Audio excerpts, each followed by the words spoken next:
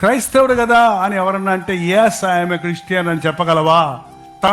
తండుకోవాయి, చంపుతా చంపుకోవాయి, పీకేస్తా నీ జాబు పోతే పోయింది పోవాయి, నా యేసే నాకు అంతకంటే మెరుగండి ఇస్తాడని చెప్పగలిగిన వాడిగా ఉంటేనే వాడు నిజమైన క్రైస్తవుడు.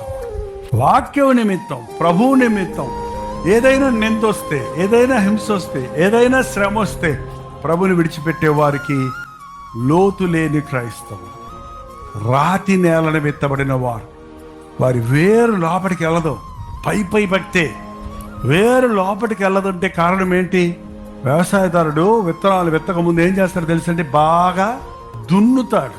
దున్ని రాళ్ళన్నీ ఏరి పడేస్తాడు. అప్పుడే చెట్టు మొక్క వేస్తే వేరు బాగా ముందుకి, వేరు వెళ్ళడానికి రాయి అడ్డొచ్చింది అనుకోండి, ఆ వేరు పెరగదు అక్కడ. మన క్రైస్తవ జీవితంలో కూడా కొన్ని రాళ్ళు ఉంటాయి.